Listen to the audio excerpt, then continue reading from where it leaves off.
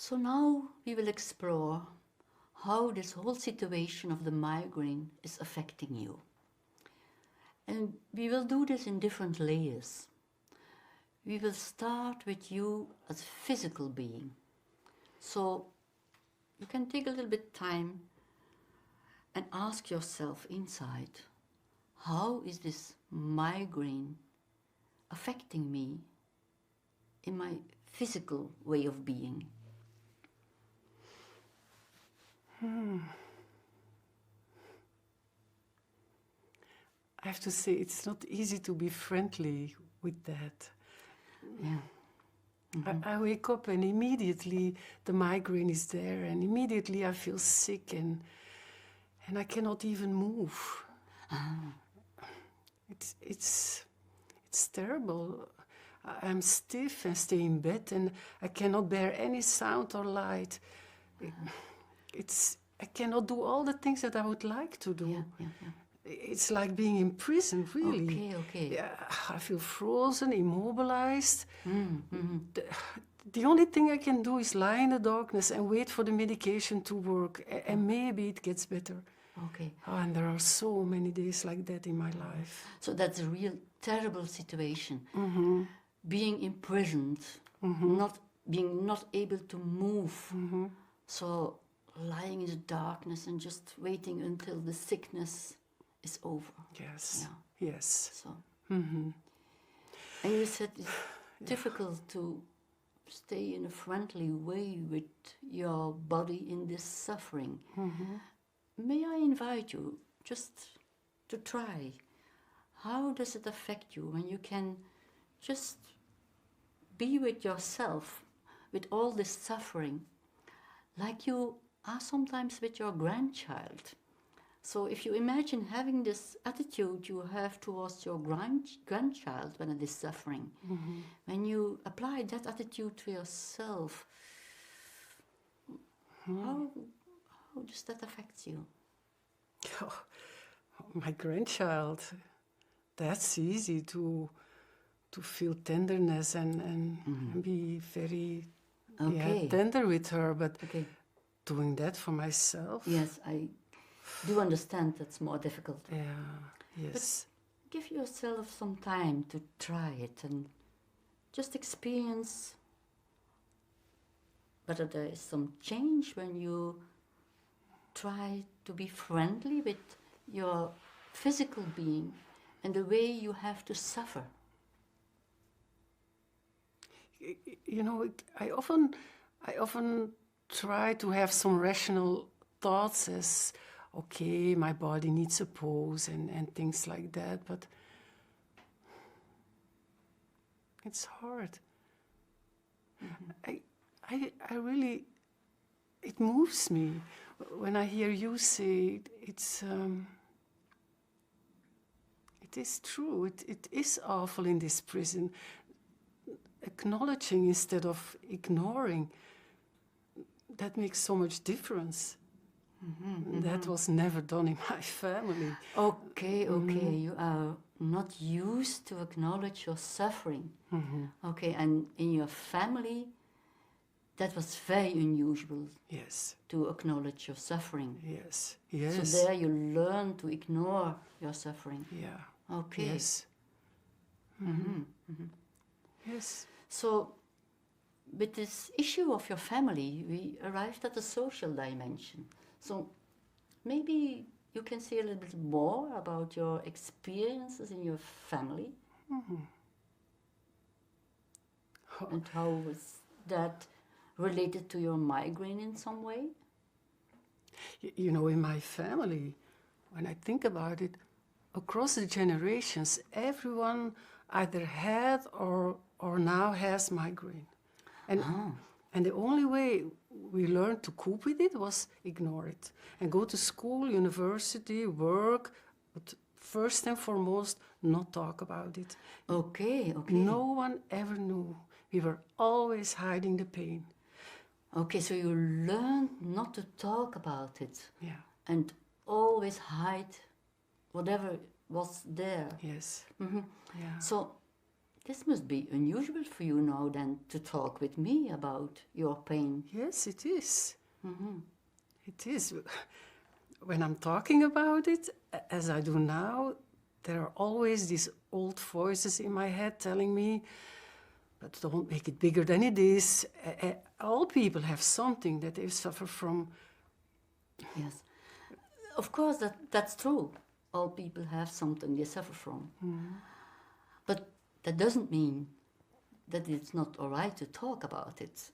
For me, talking about your suffering is more like a way of being friendly towards yourself, and recognizing your suffering can be a way to improve your well-being. So I just wonder how it is for you now that you can feel it's okay to recognize it. Yeah, it's sad. Sad. Yes. Okay. Yeah. It's sad, and I'm really not used to talk about these things, and and I also feel shame. Okay. So with these feelings of sadness, shame, we arrive in the personal dimensions. So I was wondering, your personal feelings around this whole situation of the migraine. You mentioned already your sadness, your shame. Are there more of your personal feelings that are connected to this situation of the migraine?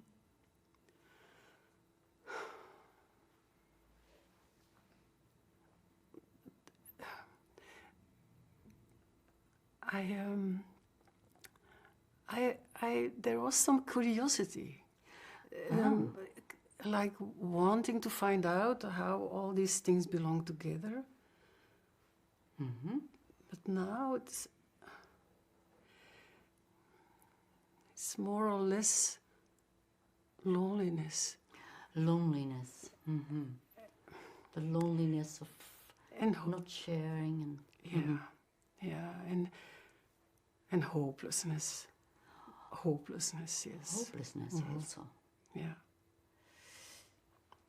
And you also said your curiosity and hopelessness. I was wondering, is there some connection between your curiosity, your hopelessness, or what?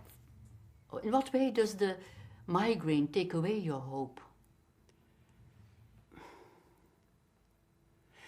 You know, I always hope for something from the outside to come and take away the pain, or that it just simply will go away overnight. Of course, you hope that there is something that can help you and that it will stop the suffering. Yeah. But you say you are always looking at the outside. Yeah, and I know it's naive, but that's what I do. I always put trust in something outside me, and and that then I end up disappointed or deceived. I never put trust in myself.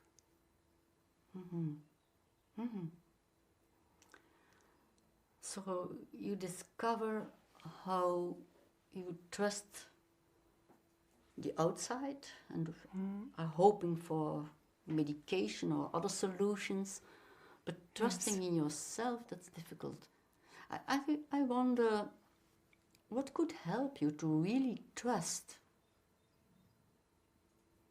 You are looking as if this is a strange question. Yeah, my first idea is I don't know. I really don't know. Okay, but it's good to take your time and ask inside. There, in your wiser self, there is sometimes some sense of what you trust at a deeper level?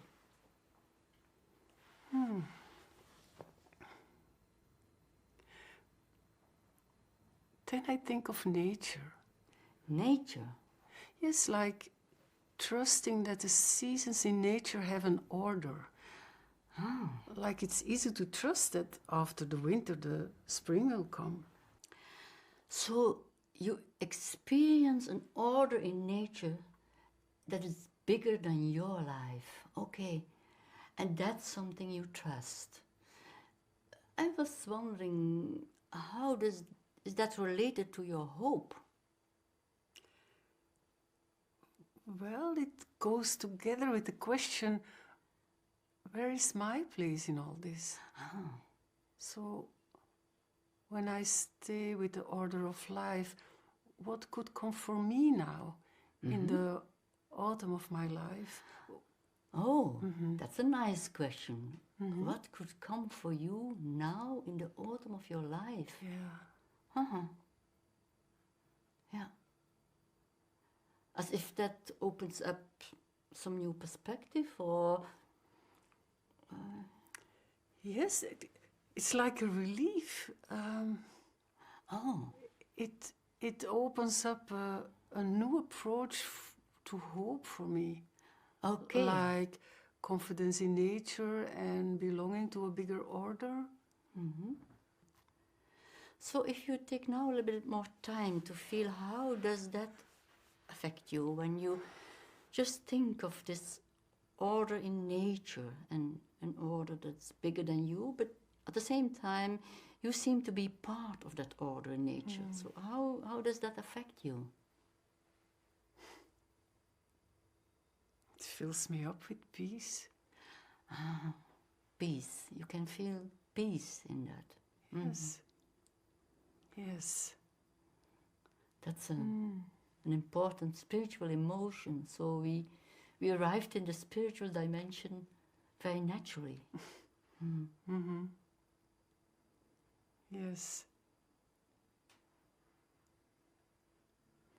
Thank you for sharing and for opening up yourself to this new experience and giving yourself this new perspective that is very different from where you started by being imprisoned. Yes, it is. It is. And thank you for this meeting. It really was meaningful and important to me to let a little bit of my feelings allow it to be seen and to be witnessed. I see. Yes. I see. Thank you. Because that was very different from what you have always experienced in the past. Yes, indeed. It is. Thank you very much. You're welcome.